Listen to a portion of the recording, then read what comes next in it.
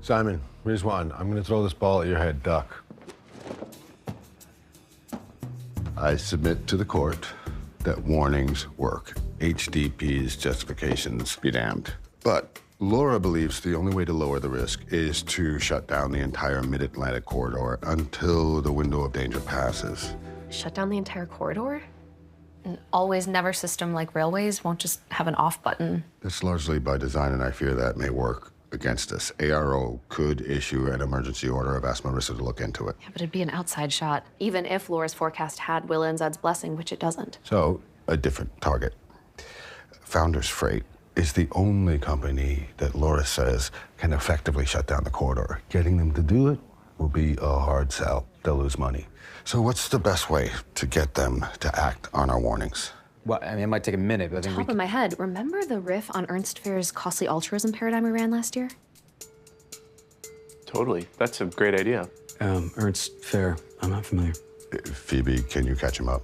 In effect, we'll be asking a company to forfeit a day's earnings to avoid something bad. Right. Our costly altruism experiment helped figure out who people were more likely to do that for, themselves or others. We ran 2 variations, and Rizwan thought the risk factor had to be truly awful, so we decided on... Chum.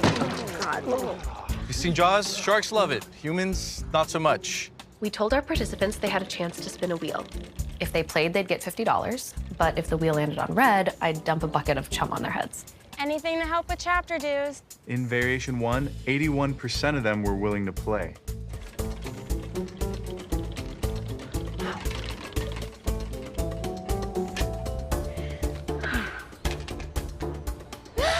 Worth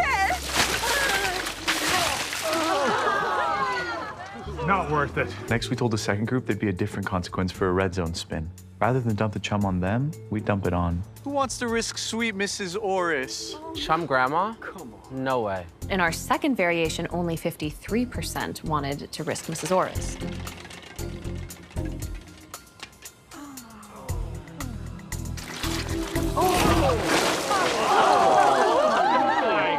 It's the concept of social utility. People are sometimes more motivated to protect others than themselves. Seems like that's how we should warn Founders Freight. Frame it that the real damage is to others, not them. They could save hundreds, maybe thousands of lives. Talking about so many lives makes people think in numbers, which might actually dull our impact. But if we get specific with social utility about who could get killed, like Mrs. Oris, that could do the job. Phoebe, can you help me find an identifiable victim?